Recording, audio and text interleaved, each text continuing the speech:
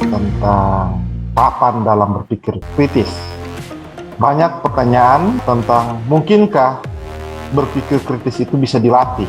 Mungkinkah seseorang dapat bergerak dari pemikir yang lemah menjadi seorang pemikir kritis yang tinggi? Menurut Richard Paul dan Linda Elder itu sangat mungkin. Tapi kita harus memahami tahapan-tahapan dalam berpikir kritis sehingga kita mengetahui dari mana kita bergerak. Dari seorang pemikir yang unreflective thinker, bergerak perlahan-lahan menjadi seorang yang pioneering thinking. Berpikir kritis dapat dilatih secara sengaja dalam kehidupan kita, sehingga kita yang sebelumnya tidak bisa berpikir kritis dapat menjadi seorang pemikir kritis yang bertanggung jawab. Jadilah seseorang yang bergerak dari unreflective menuju kepada reflective thinker. Dalam pembahasan kali ini saya akan membahas tentang tahapan-tahapan tersebut. Dalam berpikir, kita kadangkala terjebak dengan cara berpikir yang lemah, weak critical thinker. Weak critical thinker adalah orang yang selalu terjebak pada egosentris atau sosiosentris. Saya yang paling benar, kamu salah. Saya tidak mau lihat dari sudut pandangmu. Sudut pandang saya yang paling benar. Saya hanya mau lihat dari sudut pandang teknologi informasi. Ngapain saya belajar sosiologi, politik, ekonomi? Nah, ini sangat weak critical thinker. Mengapa? Karena selalu berpikir dan bersikap berdasarkan ego dan sosionya dia. Etnis saya paling benar, agama saya paling benar, kelompok saya paling benar. Tapi kitab sucimu mirip dengan kelompok sana. Tidak, tetap mirip, tapi punya saya yang paling baru, punya saya yang paling update dan lain-lain. Ini sangat sosiosentris. Hal ini yang menghalangi kita untuk berpikir kritis. Hal ini menghalangi kita untuk memahami cara pandang orang lain. Hal ini yang menghalangi kita untuk terbuka terhadap kebenaran yang objektif. Berikutnya, orang yang berpikir kritis lemah kadangkala tidak terbiasa menggunakan nalarnya,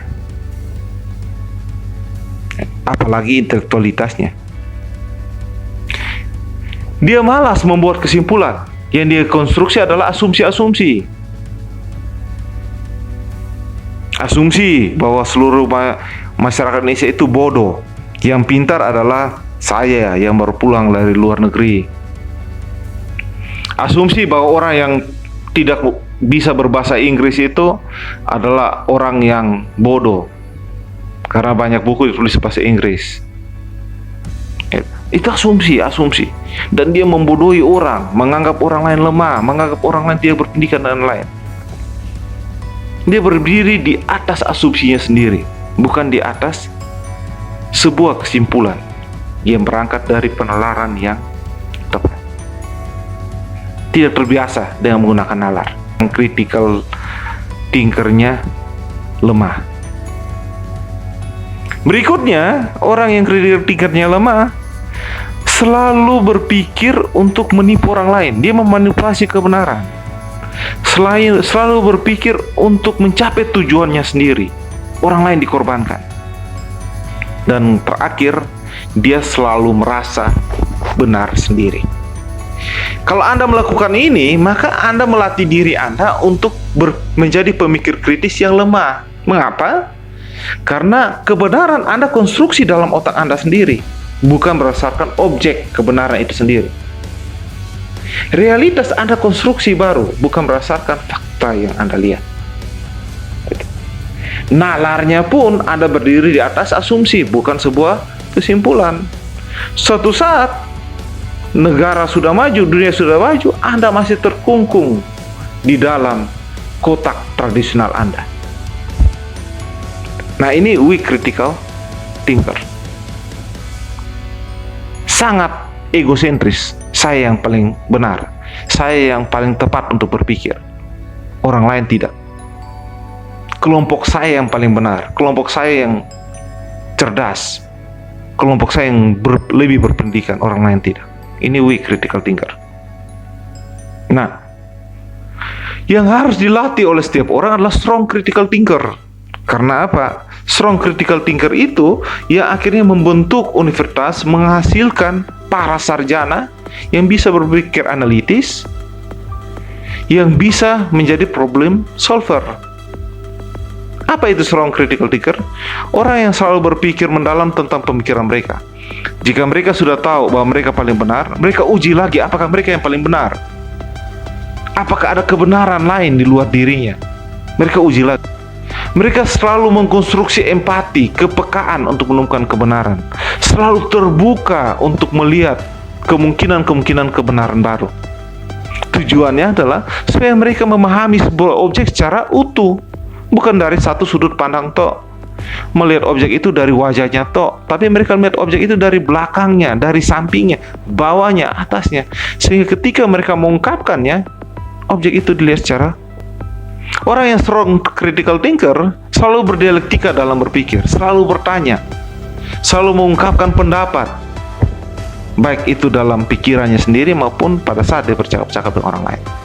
Dan cara berpikir mereka berdiri di atas fakta dan realitas. Yang harus kita tampilkan adalah fire-minded thinker, orang yang bisa berpikir secara adil dalam berbagai realitas. Fire-minded thinker adalah orang yang bisa berpikir terbuka dalam memahami objek atau realitas kebenaran. Egosentris dan sosiosentris harus bisa ditekan dan dihilangkan dalam kebiasaan berpikir kritis. Karena egosentris dan sosiosentris merusak pemikiran dalam melihat realitas kebenaran. Karena apa? Kita sudah terjebak pada paradigma saya atau kelompok saya. Tantangan dalam mengembangkan penalaran dan kemampuan berpikir kritis adalah adanya kecenderungan yang melekat pada diri setiap orang, yaitu egosentris dan sosiosentris. Walaupun tidak bisa dipungkiri bahwa egosentris itu adalah cara berpikir primitif manusia, naluri yang sudah ada sejak dulu, cara kerja otak primitif manusia. Egosentris terdapat dua fungsi. Pertama, dia melihat dunia dalam bentuk melayani dirinya sendiri. Jadi, seisi dunia harus melayani dirinya dia. Ketika saya ke kampus, orang-orang di kampus itu harus melayani diri saya. Ketika saya di rumah, orang-orang di rumah harus melayani diri saya. Ketika saya di pasar, orang-orang di pasar harus melayani diri saya. Itu sangat egosentris. Fungsinya untuk itu. Pertama. Fungsi kedua adalah keinginan untuk mempertahankan apa yang diyakininya sebagai kebenaran. Ketika saya mengungkapkan sesuatu, itulah fatwa yang benar. Itulah suara kebenaran. Nah, itu fungsi dari egosentris. Cenderung bahwa dia membentuk bahwa semua orang harus melayani dirinya, dan yang berhak menyatakan kebenaran adalah dirinya sendiri. Orang lain tidak layak. Ini egosentrisnya tinggi sekali. Yang dia pahami cara berpikirnya yang paling tepat. Yang dia pahami cara berpikirnya lah yang paling benar. Nah, ini juga mirip dengan sosiosentris. Kalau sosiosentris, egosentris dirinya, sosiosentris kelompoknya, golongannya, masyarakatnya. Ini mirip juga. Sedangkan fire-minded, itu yang tadi saya sudah ungkapkan, dia berpikir objektif dan bebas dari bias. Fire-minded, bebas dari bias itu artinya tafsir-tafsir yang akhirnya memanipulasi kebenaran, tidak berdiri di atas realitas kebenaran. Tafsir-tafsir yang mengalami ambiguitas pemaknaan. Nah, itu fire-minded. Dia terbuka terhadap berbagai pendapat, tapi keterbukaan ini sebagai ruang dialektika. Tujuannya adalah supaya pendapat semua orang diakomodir. Bukan untuk dicari ke jalan tengahnya, tapi untuk dilihat kebenarannya. Itu. Nah, berpikir kritis berupaya untuk membentuk fire-minded. Ciri fire-minded adalah orang yang berpikir rasional, menimbang dari berbagai sisi, bersikap logis, dan berdiri di atas faktual. Ciri fire-minded yang kedua adalah selalu berpikir objektif, memberikan penilaian yang tidak berpihak pada kelompok tertentu, bebas dari bias, dan bebas dari pendapat pribadi.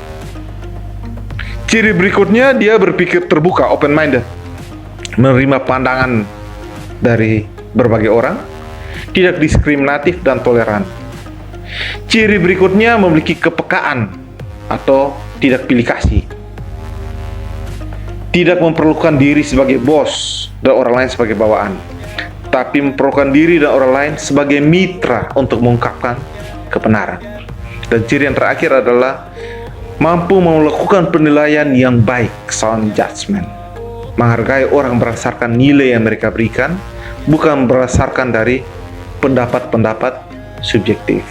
Nah, tujuan dari berpikir kita adalah kita menciptakan seorang pemikir yang fair-minded, bukannya egosentris atau sosiosentris. Orang yang terbuka terhadap pemikiran orang lain dan mandiri dalam berpikir. Nah, hal ini bisa dilatih menurut Richard Paul dan Linda Elder.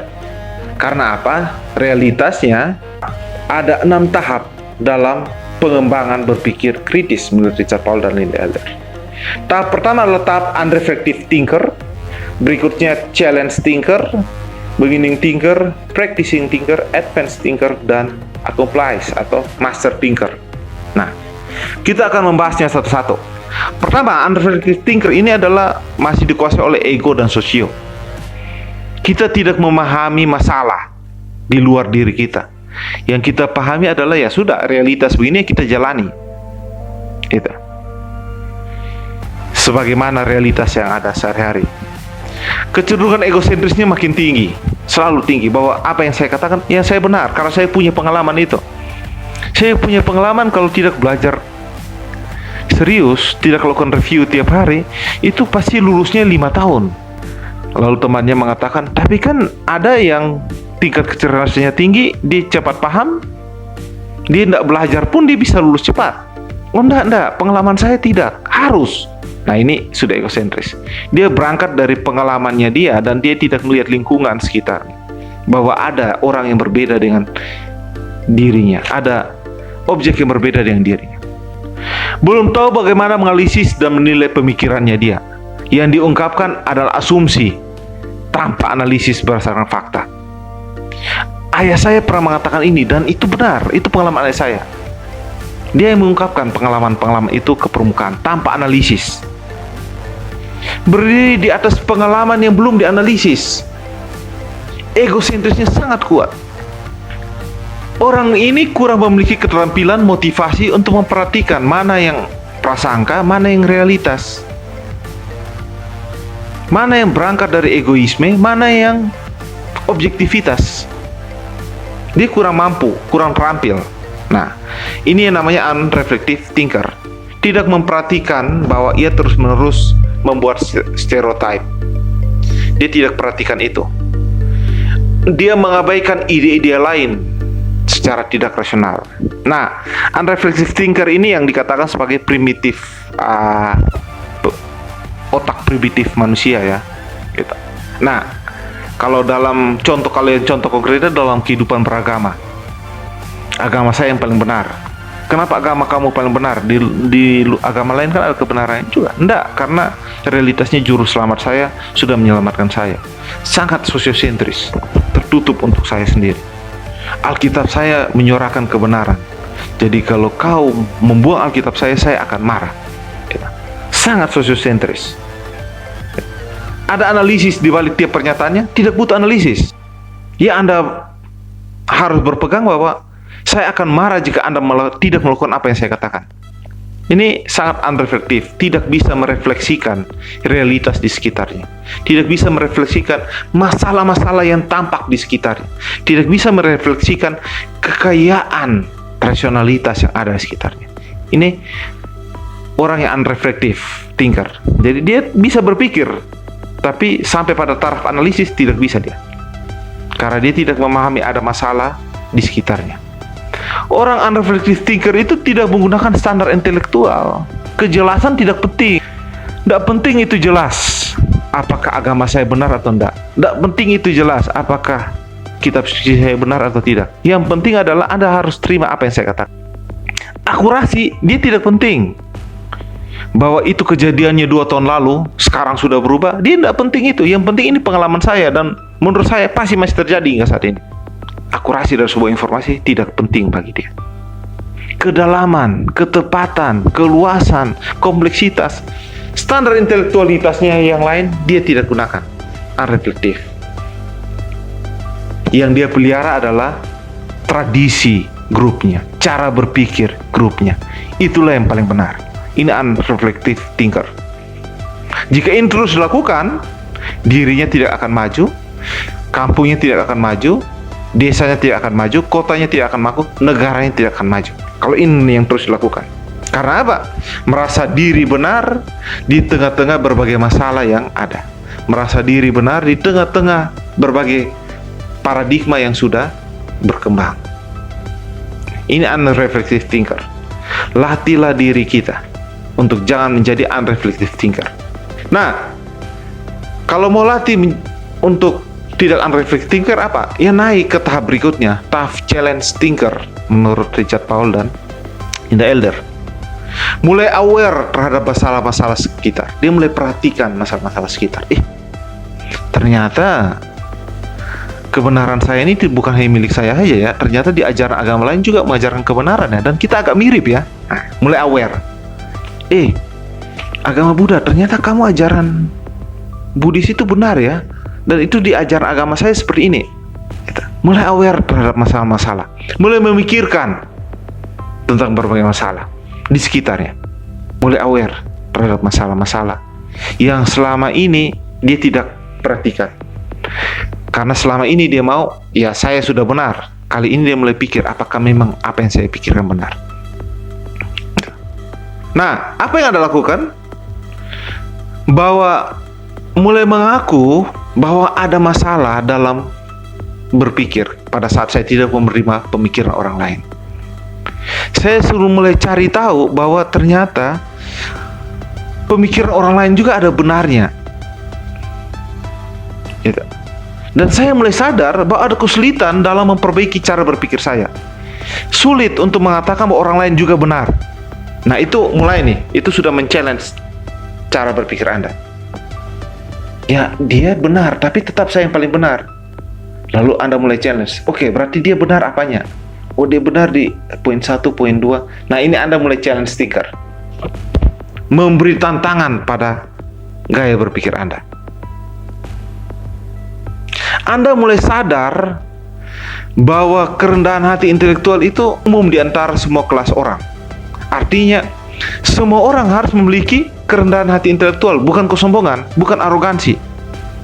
Karena hanya dengan kerendahan hati intelektual lah, setiap orang mau didengarkan dan bisa saling mendengarkan. Tantangan dalam challenge thinker adalah Anda mulai menemukan rasionalisasi dengan cara pertama, mulai mempertanyakan banyak hal. Apakah betul buat SIM itu lebih mudah dengan jalur belakang? Ternyata ada juga kebenaran di agama lain yang sebenarnya sifatnya universal karena setiap agama mengajarkan hal yang sama. Mulai mempertanyakan banyak hal. Kritis terhadap realitas di sekitarnya. Artinya dalam tataran ini mulai mempertanyakan tentang objek, fakta, realitas di sekitarnya. Tanda-tanda seorang challenge thinker adalah Anda terus melakukan analisa atau menilai realitas sekitar Anda atas dasar tidak percaya. Gitu. Saya tidak percaya bahwa apa yang saya pikirkan benar. Coba saya tanya dia, apakah sama dengan apa yang saya pikirkan? Coba saya tanya orang lain. Gitu. Anda mulai merefleksikan sesuatu terkait pikiran Anda. Anda mulai mencoba bekerja dengan struktur berpikir yang Anda buat sendiri.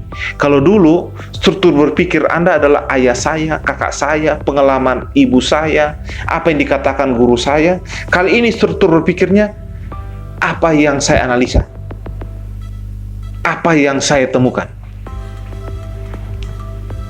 apa yang saya simpulkan. Mulai untuk berpikir ke arah sana.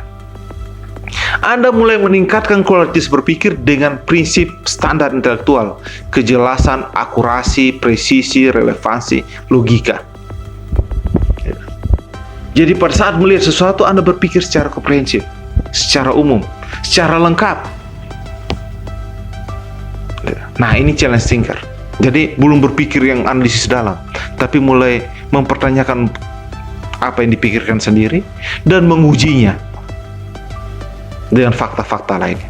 Nah, dari unreflektif jadi challenge thinker. Nah, saya tidak puas dengan challenge, saya mau menjadi critical thinker yang jago. Oke, berarti naik menjadi beginning thinker. Mulai latih cara berpikir Anda. Mulai melatih untuk meningkatkan cara berpikir dengan sebuah latihan yang dilakukan secara regular. Nah, ini butuh komitmen. Karena kalau Anda sering lupa ingatan, tidak bisa Anda menjadi pemikir kritis. Butuh komitmen untuk menghadirkan kesadaran diri Anda dalam berpikir. Beginning thinker memilih cara pemikir yang aktif. Seorang beginning thinker, dia mau untuk mengubah cara berpikirnya pada saat dia tahu ada kebenaran yang lebih benar di atas kebenaran dirinya. Dia mulai sadar bahwa tidak ada yang terlahir sebagai pemikir kritis. Untuk itu harus dilatih agar bisa terampil dalam berpikir kritis, bisa cakap, bisa bijaksana sebagai seorang pemikir kritis. Dia mulai mengembangkan elemen bernalar dengan menganalisis situasi masalah secara logis. Elemen bernalar itu ada 8. Dia mulai berlatih untuk menempatkan sudut pandangnya dia, tujuan dia. Dia berlatih untuk membuat konsep, menentukan konsep. Dia berlatih untuk membuat pertanyaan, mengumpulkan informasi, membuat kesimpulan, membuat implikasi dan konsekuensi dalam setiap tindakannya.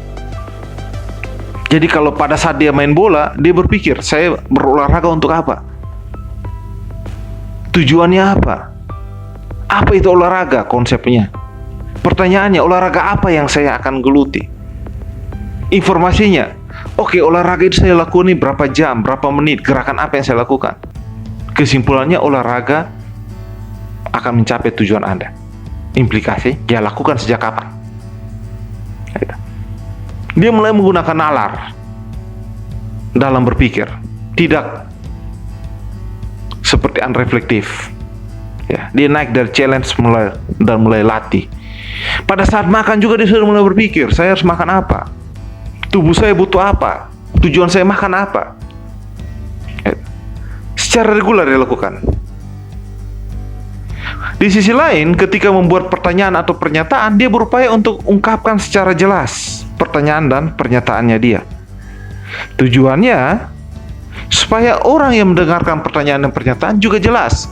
Jadi dia tidak akan tulis semau dia. Kalau kita yang unreflektif, tulis aja. Yang baca yang coba ngerti lah, ya kan? Itu unreflektif, masih egosentris.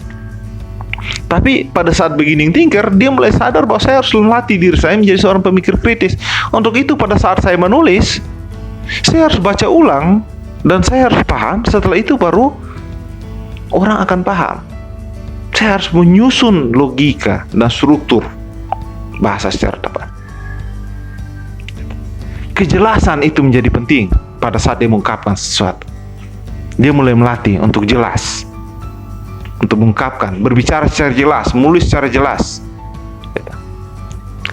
Dia mulai sering memeriksa informasi yang dia dapatkan. Kalau ada informasi di WA, dia cari tahu di Google, dia dalami di media-media konvensional, di Kompas, di Tempo, di Antara, Jakarta Post, dia cek akurasi.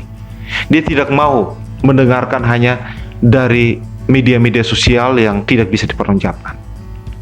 Dia melihat relevansi berita, informasi itu dengan ilmu pengetahuan dia. Oke, berarti teknologi informasi sekarang seperti apa? Oke, ekonomi sekarang seperti apa? Oke, politik sekarang seperti apa?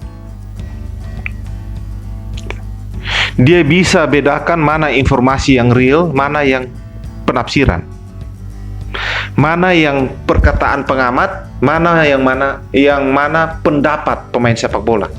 Dia bisa membedakan itu. Dan dia juga perhatikan ketika kepentingan egois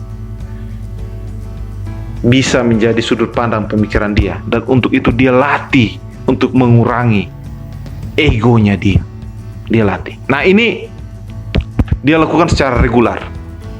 Saat makan, dia tentukan makanannya apa. dia latih dengan berpikir. Saat dia mau olahraga, ditentukan dia olahraga apa, dia latih dengan nalar intelektualitas yang tepat. Pada saat menerima informasi, informasi itu dia olah terkait dengan ilmu media, ekonomi, politik, sosial, budaya, sehingga berguna bagi dia. Dia latih secara regular. Bagaimana cara memulainya? Dia bisa memulai dengan cara menganalisis logika dari situasi dan masalah. Jadi tiap masalah dia analisis logikanya, alur logisnya, sistematikanya, strukturnya. Mengapa masalah itu ada? Apa premis-premis yang melatar belakangi masalah itu, sehingga kesimpulannya demikian. Dia memulai dengan memberikan pertanyaan-pertanyaan yang jelas dan tepat dalam tiap percakapan, dalam tiap kuliah online. Dia melatih, jadi tidak yang penting bertanya, yang penting bertanya. Itu sangat egosentris. Itu unreflective thinker.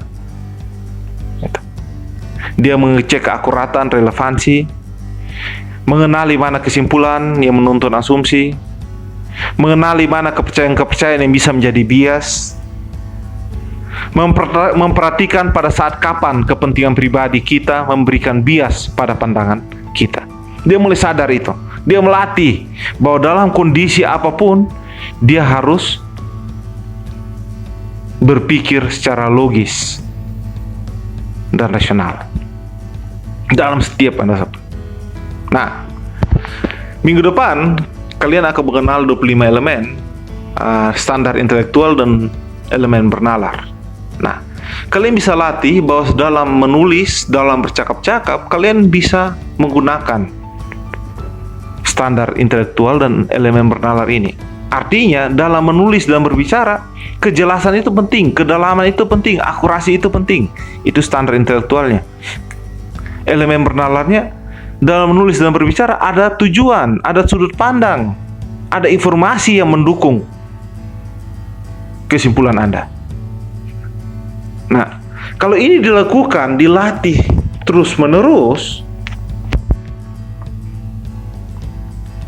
maka Anda akan naik menjadi seorang practicing thinker.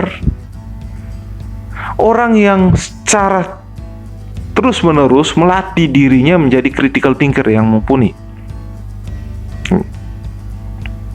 Titik pangkal dari practicing thinker adalah dia membuat keputusan bahwa dia harus melatih caranya berpikir. Dia harus merubah cara berpikir dari unreflective menjadi critical thinking. Dia harus berkomitmen dengan ini. Yang kedua, dia harus terus menguji pendapatnya, asumsinya, dia kesimpulannya dengan berinteraksi dengan orang lain dan terus melakukan percobaan untuk mengumpulkan informasi. Jika terjadi kesalahan pada saat debat, diskusi, ada informasi yang salah karena mungkin akurasinya dia tidak tepat, jangan putus asa. Tapi oh iya, ternyata saya salah mengambil sumber ya. Berarti sumber lain kali saya ambil dari Kompas, jangan ambil dari detik.com misalnya begitu. Oh, persiapan saya kurang ya. Oke, jangan putus asa. Lain kali persiapkan yang lebih baik. Gitu. Oh, teori saya kurang. Baca lagi banyak buku, baca lagi banyak informasi. Lihat relevansi dalam tiap informasi. Lakukan feedback terhadap tujuan Anda. Gitu. Nah, ini dilatih terus-menerus menurut Richard Panlinda Elder, practicing thinker. Latih terus-menerus. Nah, pada akhirnya ketika Anda berlatih, maka Anda akan menuju pada advanced thinker. Seorang pemikir yang ahli. Pemikir yang berkomitmen untuk rutin melatih selama hidupnya dan internalisasi karakter intelektual dalam diri dia. Jadi dia berkomitmen bahwa hidupnya itu harus berdasarkan intelektualitas dan nalar, rasionalitas. Untuk itu dia upayakan agar dalam kehidupan pribadi, dalam kehidupan di keluarga, dalam kehidupan di kampus, dalam kehidupan di sosial, dia selalu melahirkan keputusan-keputusan dan interaksi-interaksi yang didasari oleh intelektualitas dan penalaran yang logis. Nah, ini advanced thinker, orang yang sudah ahli ya. Orang yang sudah ahli. Nah, bagaimana kita bisa tahu seseorang itu ahli? Ya kita lihat dari keputusannya, lihat dari cara berbicaranya. Jika cara berbicaranya jelas, runtut, sistematis, Anda paham, maka orang itu sudah advanced thinker. Simbol bahasanya tepat, mewakili apa yang dipikirkan, maka orang itu sudah advanced thinker. Jadi cara paling sederhana yang sering saya lakukan untuk lihat. Jika Anda melatih dan membangun komitmen terus untuk menjadi pemikir kritis, maka suatu saat Anda berada pada master atau accomplished thinker. Seseorang yang sudah bijaksana dalam tahap berpikirnya Richard Powell dan Nate Ender. Critical thinker itu sudah menjadi insting, bukan unreflektif. Insting memahami realitas, insting mengungkapkan kebenaran dalam realitas, insting melihat relevansi antar realitas. Itu mereka bisa lakukan kapan saja dan di mana saja. Bahkan dalam bermimpi pun insting, nalar, dan intelektualitas sering digunakan. Nah, ini master accomplished thinker. Kalau kita mempraktikkan ini dan kita berkomitmen menjadi bagian dari seorang pemikir kritis, maka pada akhirnya kita akan menjadi seorang yang memiliki virtues, traits, kebijaksanaan. Takut akan Tuhan awal dari hikmat.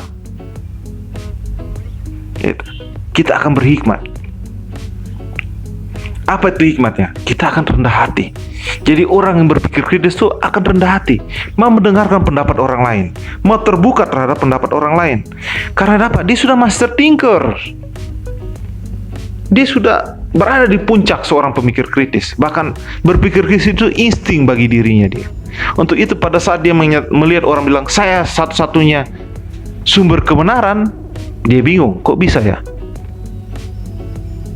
Padahal Anda hidup dalam ruang waktu yang terbatas. Artinya Anda punya usia ya. Gitu. Seorang critical thinker akan rendah hati. Dia memiliki keberanian untuk menjalankan apa yang dipikirkannya. Tapi dia juga memiliki empati, kepekaan. Dia memiliki integritas, ketekunan, kepercayaan diri, dan open-minded, keterbukaan berpikir. Kritis itu bisa dilatih dari unreflective thinker menjadi master thinker.